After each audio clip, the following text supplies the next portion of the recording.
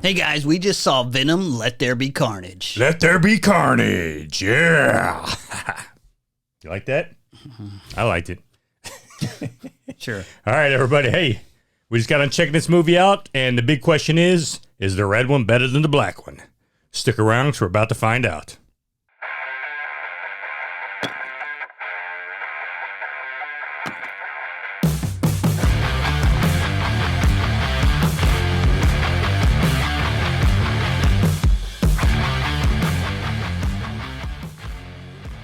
All right, Billy, Venom 2. Who's in this movie? Yeah, man, we got Tom Hardy, we got Woody Harrelson, we got Michelle Williams, we got the chick from Pirates of the Caribbean who played Tiadama the Witch. What's her name? Naomie Harris, I think her name is. Yeah, Naomie Harris. Oh, Calypso. And, you know, she looked a lot like Calypso in this to me. Well, especially in the wedding scene towards the end, man. I was like... I'm like, they just plucked her out of Pirates of the Caribbean and put her in this. Exactly. Like, when the movie first started and I was watching, I was like, man, I know her from something. Like, I couldn't quite picture it, but then I saw her in that wedding dress. I was like, oh, now I know who it is. I knew instantly. I was like, she looks very similar. I'm waiting for her to bust out some voodoo or something. I don't know. Right. Well, that's what I was expecting when she was in that wedding dress. So what'd you think about the cast in general, though? So, I mean, typically they're all good actors. You know, I like seeing them what they do, you know, and I like the roles they were cast for in this. I mean, you know, Woody was kind of, you know, the cool thing about Woody is, you know, I mean, he's done some crazy movies in the past, like Natural Born Killers. Exactly. I was hoping to get a little Natural Born Killers like in this. Exactly. Because that fits that character. Right, exactly. And I was kind of hoping the same thing, you know. So he was, I think he probably could have done a little better in this role. But but I think he did okay, you know. But I think Tom Hardy did great, you know, as Venom. Eddie Brock, you know. I think you know, Naomie Harris did good as Shriek. You know, I liked Michelle Williams as the ex-girlfriend, and you know, I thought the acting was pretty well done in this. Like I said, with Woody, man, I was kind of like, but I mean, I still enjoyed him though.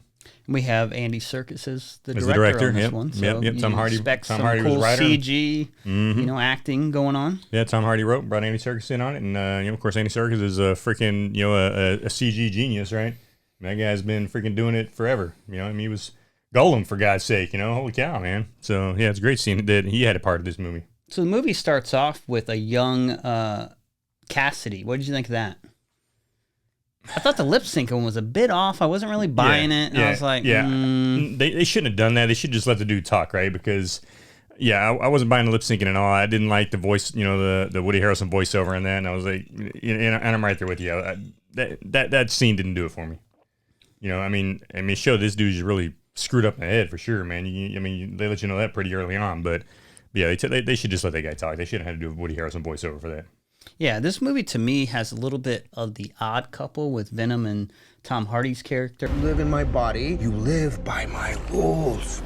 I'm sorry. I don't know what came over me. Please let me fix it so I can forget it again. You are a loser.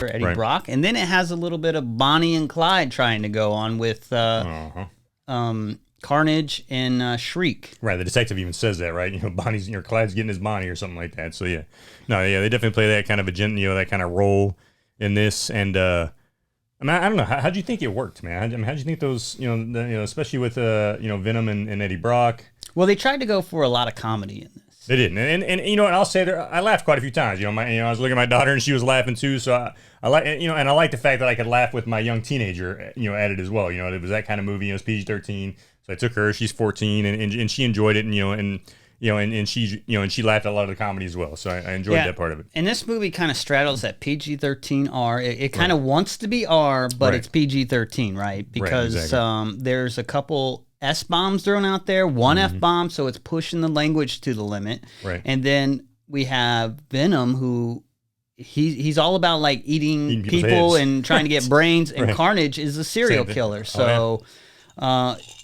it's kind of hard to portray them in the light they probably want to while trying to keep it PG-13. And I think the movie suffers from that because there's a lot of cutaway deaths in this movie. Pretty much every death's cutaway death in this movie, right? I mean, well, he's trying to eat people, and you can't show that clearly. So it would, and they try to do that quite a bit in this movie, and they cut away every time. So I was disappointed in that as well. And you're right. I mean, I think this movie probably would have benefited more if they'd made it rated R and just said, you know what, let's just go all the way. Like I said, I did appreciate that. I go see it with my teenage daughter, but at the same time, I think it did take away from it, like you're saying, and I think Had they gone rated R with it and just, said, screw it, let's just do the blood and guts, all that good stuff, biting heads off, all that cool stuff, it probably would have made for a better movie. They try to be creative because when they tell Carnage's backstory, like Cletus's backstory, it's done through a cartoon to try and cover that up, that it would be so violent. Like, he's killing people in a cartoon, and then he even has a drill, and there's a dog, and it kind of implies that something happened there. They don't show any of that. They don't even show that in the cartoon kind of thing, but it's implied. Right, and we kind of saw it in Candyman too, right? They're playing this stuff out. They're kind of similar to that. Stuff. Exactly, yeah. And I had a problem with that. I thought it was cool in Candyman. I thought it was kind of cool how they did it in this. I guess they could have had like an 8-year-old freaking drilling a dog through the head in real life. I'm not sure how people would have taken that. I don't know if I needed that. Not sure how people would have taken that. But I was kind of fine with the cartoon, but it's when he's older and stuff like that it starts to show that, like, this would have been better served probably in R. And he's a serial killer, so you expect this guy to be going around doing stuff. And some of the deaths and what he's doing when he gets like let loose is kind of anticlimactic. Like he throws a car off the bridge and you don't even care. Right, exactly. And you're like, what's this about? I'm like, okay. No, I agree. Well, and even the part where he stomped that dude, it was just kind of like, okay, whatever. He just stomped some dude's butt, And again, they're trying to keep PG-13, right? Had they made it rated R, they'd probably shown some curb stomping action with, head splitting open and all that stuff. But they couldn't go that route. And for somebody who's supposed to be a serial killer, and especially, they talk him up like he killed some people in some pretty brutal ways. Like he's just a psychopath, just guy that just doesn't care, has no empathy for people whatsoever, and he's just a brutal murderer. But it really doesn't portray that in the movie, Matter of fact, they actually try to add more depth to him and try and make him like he's good inside. He's just like he was abused or something. Right. And I don't like that route at all because, like, one, this is a pretty short movie. It's like barely pushing, I think, an hour and a half, and they're trying to tell a lot of story. And like you're not even getting into how much of a serial killer this guy, let alone trying to like convince us that he was good at one point, or or not necessarily he was ever good, but he could have been good hadn't he had such a crappy childhood and been abused by his dad and mom and grandma and everybody on the planet Earth, right? Yeah, and I just did not like that take on it. I thought it'd been better if he was just straight up kind of evil. Yeah, I wasn't a big fan of that either because guess what, man? There's plenty of people that unfortunately are abused on this earth and they don't turn into murderous serial killers, right? So it'd have been great if they just made him straight up evil and just went that route with it and just made no room for empathy whatsoever. Like, even the fact that he's in love with that girl, right? It's like, this guy like doesn't care about anybody on the planet except this one person who, I get it. She took up for him in the where was it? They grew up, the kids' home, I guess, but it was like kids' home for bad kids or whatever. Like the asylum. Exactly. So I get it. I get that relationship, but at the same time, when you try to make him have that kind of, you're trying to portray him as this just bloodthirsty killer, right? Who doesn't care about people. But then anytime she's in danger, he's like freaking out, like, oh, no, you got to save her, can't hurt her, and it's like, hey, what is he? Is he a bloodthirsty killer? Or does he have, a human part to him too that still, loves people and this and that? So yeah, I didn't like how they did that. Yeah, there were just a lot of things that I was not impressed with. It's like, it tries to like, have mixed tones, a lot of comedy, but then it has like a dark side. Right. And I didn't personally think the comedy was done too well. I mean, you said you laughed a couple times, but I didn't find it funny. Yeah, I laughed a few times, but it's funny because now, like, I was coming here thinking I was going to give this movie a little bit higher than I'm going to give it now, but after talking to you and we're just discussing this, like, don't let me influence you. I was like, what's not your influence? It means I'm thinking about it, like, wow, he's right because, I didn't take too much to it thinking about it when I'm watching the movie with my kid, but now I am. It's like, oh, wow, yeah. How are they going to make this dude this bloodthirsty killer? But then he really cares about this woman and is always so concerned about her, when she's put in danger and everything. So, yeah, and we're not even going to get into the whole SpiderMan thing because you really kind of need SpiderMan for Venom and kind of Carnage, and they're trying to recreate these characters without that aspect. And that's why I'll tell you, I never watched the first Venom movie. Never watched it because there was no Spider-Man. I was like, why on earth? And I love Tom Hardy, man. How can you have Venom without Spider-Man? Exactly. I love Tom Hardy, great actor. Great guy. I like him, man. I mean, he's probably one of my favorite actors out there. But, when first Venom came out, I was like, dude, there's no Spider-Man. Why do I want to see a movie about Venom with no Spider-Man in it? It doesn't make any sense to me.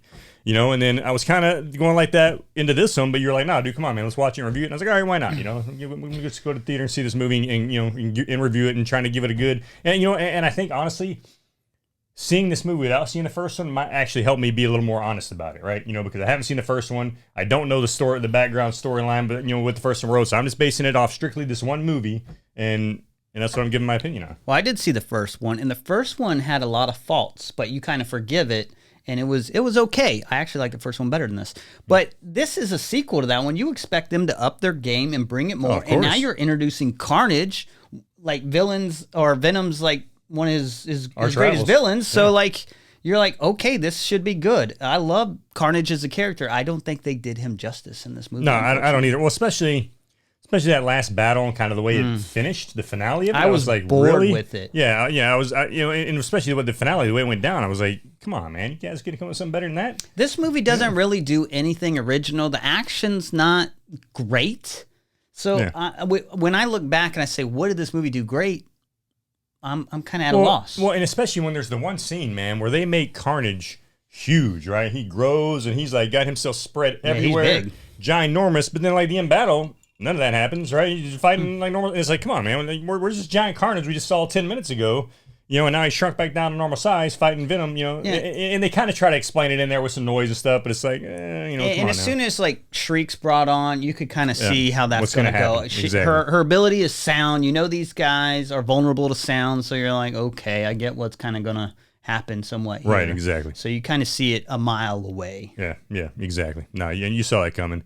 And of course, and that's kind of how that plays in where, she keeps getting put in danger because Carnage doesn't like her because she has that ability, right? And every time she does it, Carnage is telling Woody Harrelson, hey, if you don't keep your girl in check, I'm going to eat her head.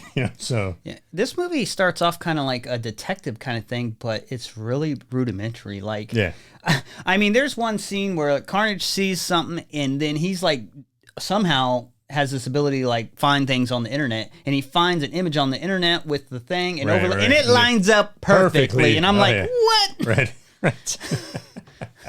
Like, you would have to be at the exact same distance from the person taking the photo from that. I'm just like, come on, man. How stupid do you think we are? Yeah, but a lot of people who don't understand that are just gonna watch it and think it's cool, right? But you're absolutely right. Well, that's kind of weird too, because Carnage has these abilities. He can like start cars. He can like plug into the internet, and he's almost like Ultron at this point. And you're like, what? When did this start happening? He's not robotic. He's a symbiote, right? He's flesh and blood like anything else. And Venom, like, he knows exactly where that picture is. I'm like, how does he know this? He's an alien, like, being. Like, he's all-knowing now, and anytime he sees something on the internet, he can just recall it. Like, exactly. There's some holes there for that. I wasn't getting that or digging that either. I was like, come on now.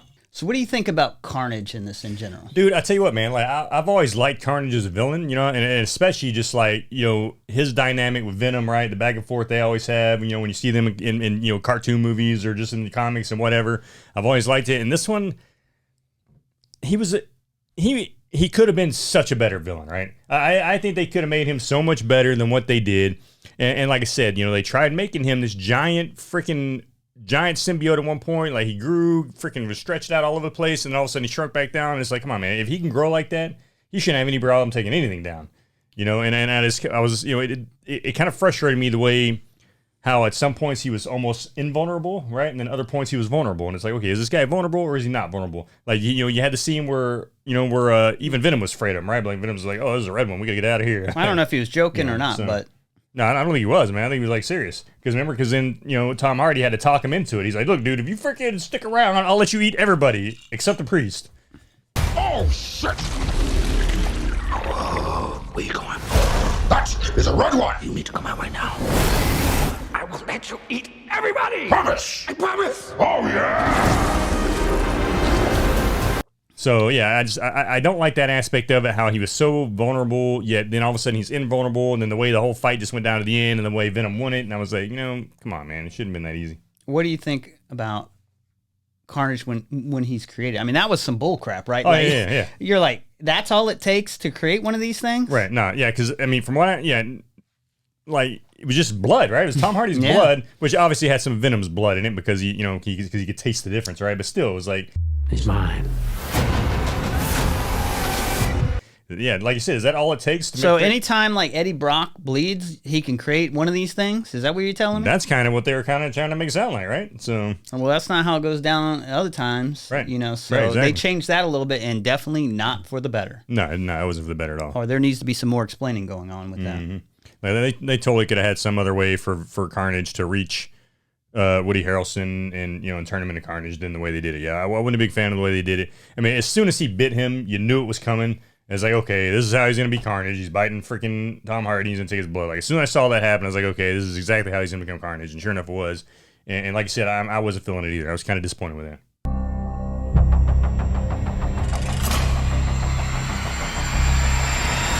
Soon come chaos.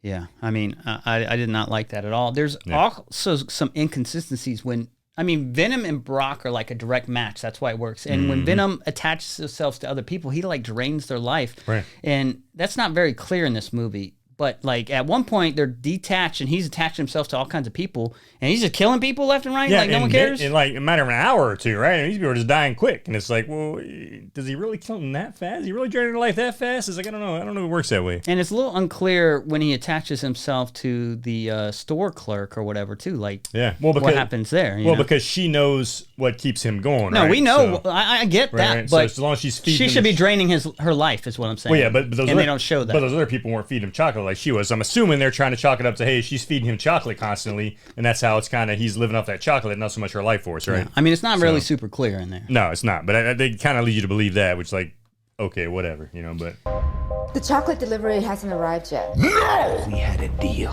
What's gonna happen? You gonna stop protecting me? I am happy to eat, Mrs. Chen. No, you cannot eat, Mrs. Chen. What? Nothing? The other thing I didn't really like, there was some product placement, especially with Sony TV. There's a Bravia. They even mention it for a second. I'm like, come on, man. Oh, yeah, of course, man. Yeah. And I don't know. This movie would have been okay before the MCU, but now that we've seen what the MCU can bring, I just didn't think this was that good. No, I agree. I mean, but hey, I did like the final cutscene though, where you finally see that, hey, Venom might be in a free SpiderMan movie. Maybe. I was like, well, cool. Holy crap, man! About dang time you're doing the right thing with Venom here. So but he should have been there from the start. First one, exactly. There should have been no Venom without Spider-Man. You know, and there never has been, from what I understand. You know, I've never seen a Venom without a Spider-Man. So, you know, I mean, yeah, man. Hopefully Venom meets Spider-Man here in this next movie. So, what do you rate this movie? Oh man, I'm probably gonna give it a 6. I mean, because I didn't think it was a horrible movie. I felt like before we did this thing, you were at like a 7 or 8. Yeah, I probably was until we started talking more. You know, it wasn't a horrible movie. I mean, it had some funny stuff in it. It was entertaining to a sense. You know, my daughter thought it was decent. You know, she liked it. You know, her and I getting to see it together, you know, it was cool. But again, it wasn't great. You know, it wasn't a great movie like we talked about. It could have been much better. They could have been some more. And again, I'm just not a fan, which is why I didn't see the first one, of a Venom movie with no Spider-Man, you know? And especially when you're throwing Carnage in there and stuff too, right? At some point, you know, when's Spider-Man going to come swooping in here to start kicking butt, you know? And well, just, Carnage is normally such a threat that that's what has Venom and Spider-Man team up together because he's such a threat. Exactly. Yeah. So now, I mean, like I said, I'm gonna give it a 6 just for the fact that it was entertaining to an extent. It was, you know, it was an okay movie. It wasn't a horrible movie. I didn't think it was a horrible movie. I mean, like you're saying, you thought it was. I thought it was okay. So I'm gonna give it a 6. Well, you know, I'm acting like it's a horrible movie because I'm disappointed in it. Yeah, that makes sense. It's not a bad movie, but with my expectations and what we've seen from Marvel, I just expect so much more from this. This, to me, is on the lower end of Marvel movies. No, it's definitely on the lower end of Marvel movies. Yeah, absolutely. So to me, I agree. It's a 6. It's a Thor 2 for me. It's an Ant-Man kind of movie for me. It's definitely on the lower end of the scale. I thought Ant-Man was probably better than this. I'd probably is. Yeah, I'd probably give an Ant-Man a 7. Yeah. But yeah, man, no, I agree with you. So, but hey, everybody, that's our take on it. You know, we were expecting a lot out of it. Didn't quite get a lot out of it, but like I said, it wasn't a horrible movie. Evidently, Josh didn't think it was horrible either, but we were both definitely disappointed with it. But hey, you know, let us know what you think. We'd love to hear your comments on it. Let us know what you thought about the movie. You know, do you agree? Do you think Carnage was good? Do you think he was bad? Do you think that character could have been much better? And if you like our channel, hit like and subscribe, and we'll check you in the next review. See you guys. We got Woody Allen and freaking Woody. Yeah. Kate. Oh, show me a soda. What do you think about that ending, man? I was gonna show this play. What? And the ending when it showed the after credits, man. I got out of there. I didn't watch the second one, but I saved watch the first one.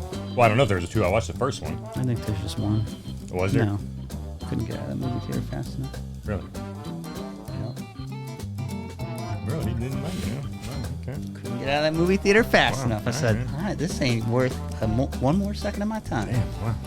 It's harsh, man. I said, get me out of here! We got the lights on. Good. And turn off the fan. Hey, quiet on the set!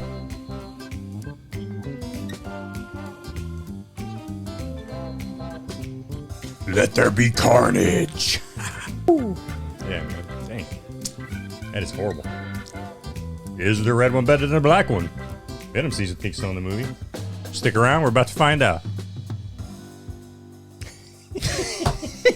Should we do it? Yeah. Yeah, you might want to tighten that up. Tighten it up. Yeah. Whoa. Yeah, man. Yeah. Seriously, man. It's like Robitussin, like cherry Robitussin. Huh? I'm trying to sneak that crap in a boot camp or something to get drunk. You know, what it tastes like? It's freaking Robitussin, man. Oh. Or a Nyquil, cherry Nyquil.